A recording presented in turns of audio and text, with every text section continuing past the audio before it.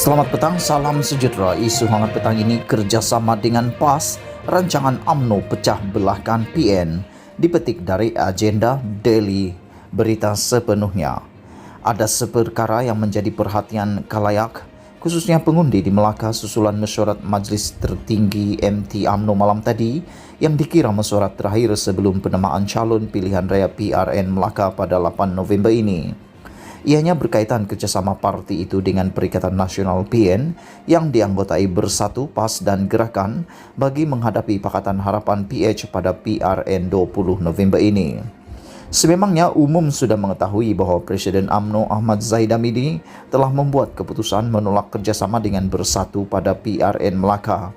Cuma apa yang ditunggu-tunggu keputusan mesyuarat malam tadi, sama ada MT membuat pengesahan menerima keputusan Zahid itu atau menolaknya. Selepas MT bermesyuarat malam tadi, Setiausaha Agung UMNO Ahmad Maslan mengadakan sidang media untuk memaklumkan keputusan yang dibuat, khususnya berkaitan PRN Melaka.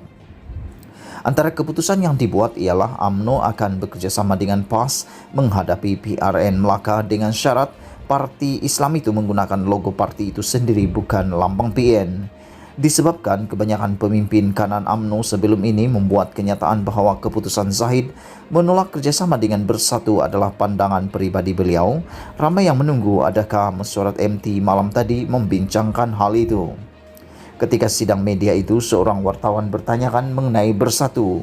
Begini soalannya, Bersatu Datuk, kira tak ada lagi? Kita faham maksud kepada soalan itu, namun lebih sesuai jika wartawan itu menguatkan sedikit suaranya dan bertanya, apakah MT UMNO turut membincangkan kerjasama dengan Bersatu? Dan jika ada, apakah keputusan Presiden UMNO menolak kerjasama dengan Bersatu diterima oleh MT? Jawapan kepada soalan itu adalah kata putus yang hendak diketahui khalayak, khususnya pengundi PRN Melaka. Reaksi Ahmad kepada soalan itu, beliau hanya diam dan meminta dikemukakan soalan lain.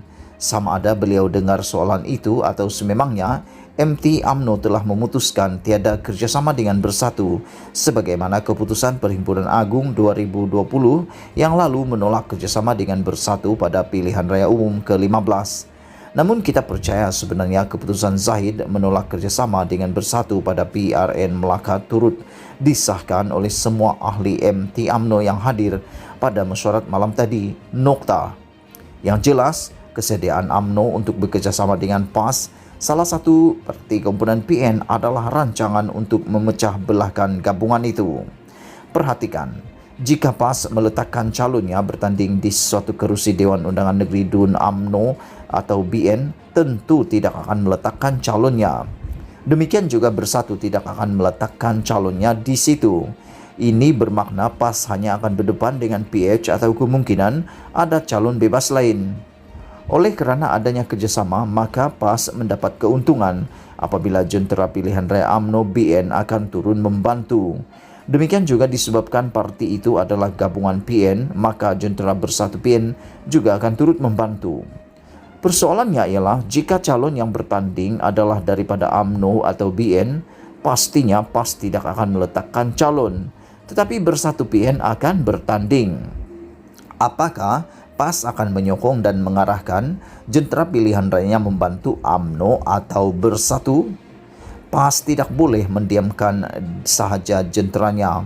Parti itu perlu membantu kempen UMNO sebagai rakan kerjasama dan pada masa sama juga perlu juga membantu Bersatu sebagai parti komponen PN. Bagaimana resolusinya? Mereka orang politik dan kita akan melihatnya. Atau mungkin juga PAS boleh memecahkan jentera pilihan rayanya menjadi dua kumpulan dalam satu kawasan DUN. Satu kumpulan menyokong UMNO dan satu kumpulan lagi menyokong Bersatu. Satu kumpulan menjadi tukang sorak UMNO dan satu lagi tukang sorak Bersatu. Perkara ini tidak mustahil berlaku jika dilihat kepada kegilaan politik Malaysia sekarang ini. Bukan Perdana Menteri Singapura Lee Hsien Loong sahaja yang ketawa melihat politik Malaysia. Malah kesedihan pemimpin lain akibat COVID-19 yang mengancam rakyat, mereka juga reda apabila membaca kisah politik Malaysia. Cuma perkara keempat dalam kenyataan media Ahmad itu sahaja yang masih boleh dibahaskan.